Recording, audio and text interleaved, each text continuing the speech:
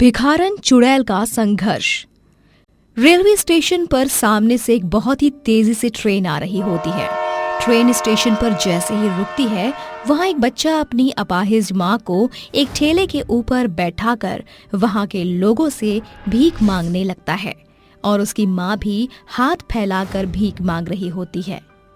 भिक्षाम देहि। अरे भाई साहब, खाने के लिए कुछ भी नहीं है। सुबह से मैं और मेरा बच्चा भूखा प्यासा यहाँ से वहाँ भीख मांग रहे हैं।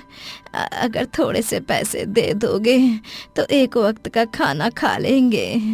थोड़ी सी दया करो साहब और कुछ पैसे दे दो।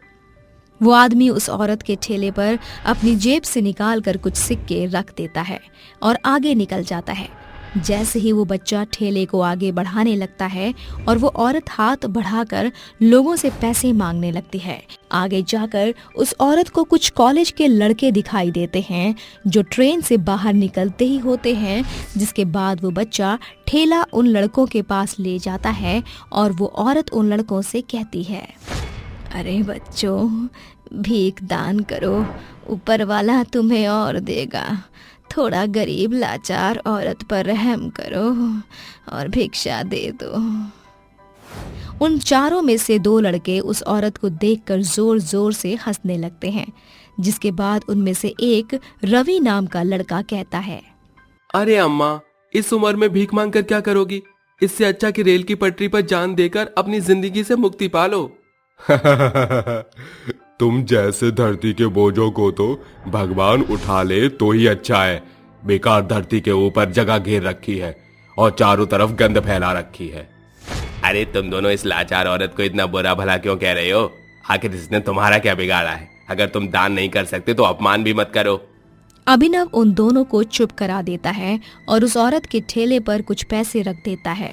ये सब देखकर उस औरत की आंखों में आंसू आ जाते हैं, जिसके बाद देखते ही देखते वो औरत अचानक से एक चुड़ैल का रूप धारण कर लेती है। वहीं दूसरी तरफ वो बच्चा भी एक भूतिया बच्चा बन जाता है। तुम लोगों ने मेरा निरादर किया। तुम भी दूसरों जैसे ही नीच और बेरहम हो। अब तुम दोनों मुझसे नहीं बचोगे। चुड़ैल, हे भगवान, चुड़ैल यहाँ क्या कर रही है? अभी तो ये भिखारिन औरत थी, अचानक से ये चुड़ैल कैसे बन गई? अरे भाई, यहाँ खड़ा खड़ा चुड़ैल को क्या देख रहा है? अगर अपनी जान बचानी है तो यहाँ से निकल, वरना ये चुड़ैल हम दोनों को खा जाएगी। चुड़ैल, तुम एक चुड़ैल हो, ये कैसे हो सकता है? मुझे अपनी आंखों पर विश्वास नहीं हो रहा। मैंने एक चुड़ैल से बात की। तुमने एक चुड़ैल से बात की, लेकिन मैं तुम्हें कुछ नहीं करूंगी। तुम्हारे इन दोनों दोस्तों ने मेरा अपमान किया है, इन्हें तो मैं बिल्कुल भी नहीं छोड़ूंगी। चुड़ैल को देखकर रेलवे स्टेशन पर खड़े हुए सभी लोग यहाँ से वहाँ अपनी जान बचाकर भागने लगते हैं। वहीं कैलाश और रवि भी अपनी जान बचाकर भाग रहे होते हैं, लेकिन इतनी देर में चुड़ैल अपने दो लंबे हाथों से उन दोनों को पकड़ लेती है और उनकी मुंडी उनके शरीर से अलग कर देती है। जिन लोगों के अंदर दया नहीं होती, जिन लोगों को अपने से दूसरे लोगों का सम्मान करना नहीं आता और जिन लोगों को अपने अमीर होने का घमंड है, मैं और मेरा बेटा उनमें से किसी को भी नहीं छोड़ेंगे। सबको मार देंगे। चुड़ैल के ये कहने के बाद चुड़ैल का बच्चा उसे ठेले पर बिठाकर वहाँ से ले जाने लगता है। देखते ही देखते वो दोनों गायब हो जाते हैं और अगले दिन सुबह अभिनव चुड़ैल के बारे में ही सोच रहा होता है, जिसके बाद वो चुड़ैल की बात अपने घर आकर अपनी माँ को बताता है। माँ, उस अपाहिज चुड़ैल ने मेरे दोनों दोस्तों को मार दिया और वहाँ से गायब हो गई। माँ, आखिर वो चुड़ैल ऐसा क्यों कर रही है और वो रेलवे स्टेशन के बुरे लोगों को क्यों मारती है? बेटा, मुझे कुछ नहीं पता। मैंने हर रोज अखबार में रेलवे स्टेशन की खबर पढ़ी है। वहाँ रोज किसी न किसी की मृत्यु होती ही है। मैं तो भगवान का लाख लाख शुक्र करती हूँ कि उस चुड़ैल ने मेरे बच्चे को नहीं मारा। लेकिन माँ, और कब तक वो चुड़ैल ऐसे ही लोगों को मारती रहेगी? हमें उसे मुक्ति दिलानी चाहिए। नहीं बेटा, तो इन सब में मत पड़। ये ले नाश्ता कर ले और समय मिले तो जंगल से एक टोकरी में प्यारे प्यारे फूल तोड़ कर ले आना बेटा। कौशल्या अभिनव को चुप करवा देती है, जिसके बाद अभिनव नाश्ता करके जंगल की तरफ चला जाता है, जहाँ उसे बहुत ही प्यारे प्यारे फूल दिखाई देते हैं। वो फूलों को तोड़ ही रहा होता है, इतने में उसे वहाँ एक तांत्रिक बाबा दिखाई देते हैं, जिन्हें देखते ही अभिनव के मन में रेलवे स्टेशन वाली चुड़ैल का ख्याल आता है।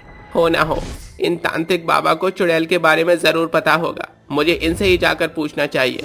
अभिनव तांत्रिक बाबा के पास जाता है और उसे रेलवे स्टेशन पर हुई पूरी घटना के बारे में बताता है, जिसके बाद तांत्रिक बाबा अभिनव से कहते हैं, अगर हमें उस चुड़ैल के बारे में पता लगाना है तो हमें उस चुड़ैल के पास जाना होगा और उसके अतीत के बारे में उससे पूछना होगा।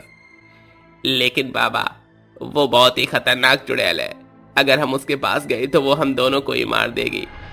तुम चिंता मत करो, वो चुड़ैल हमारा कुछ नहीं बिगाड़ सकती।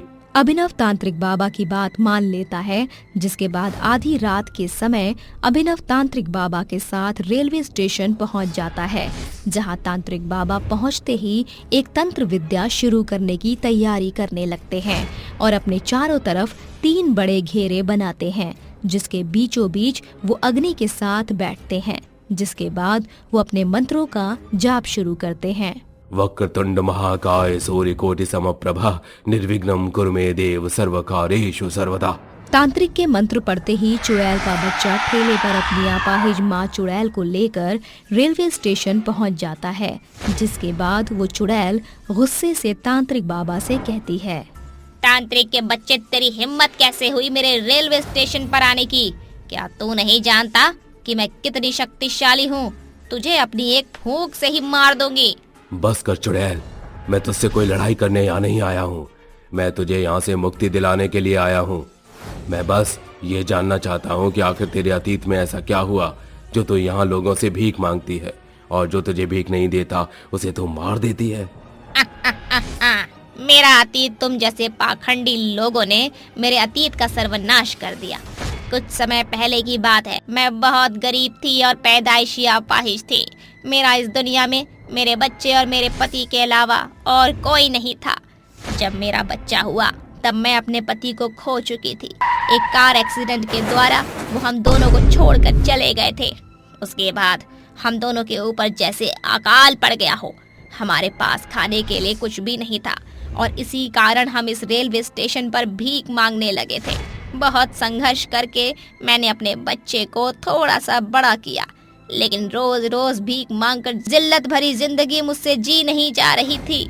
और अगर कुछ भले लोग पैसे दे जाते तो हम दोनों खाना खाते, वरना भूखे पेट ही सोना पड़ता था। इन सब से परेशान होकर एक दिन मैं इस ही रेलवे स्टेशन की पटरी पर आकर मर गई। लेकिन मेरे मरने के बाद भी हम दोनों की आत्मा को शांति नहीं मिली और हम यहाँ रेलवे स्टेशन पर भटकने लगे। और जब भी हमें कोई लालची और घमंडी इंसान मिलता, हम उसे मार देते। चुड़ैल की बात सुनकर अभिनव की आंखों में आंसू आ जाते हैं। वहीं तांत्रिक चुड़ैल से कहता है, मैं जानता हूँ कि तुम्हारे साथ बहुत बुरा हुआ, लेकिन तुम लोगों को मारकर ठीक नहीं कर रही हो। तुम्हें यहाँ से जाना चाहिए, ये तुम्हारी जगह नहीं है। तुम मुक्त हो जाओ। मैं तुम्हें वरदान देता हूँ, तुम्हें दूसरा जन्म मिलेगा। इससे तुम्हें कोई भी तकलीफ नहीं होगी और तुम एक खुशहाल जीवन जियोगी, और यही तुम्हारा बेटा उस वक्त भी तुम्हारे साथ ही होगा।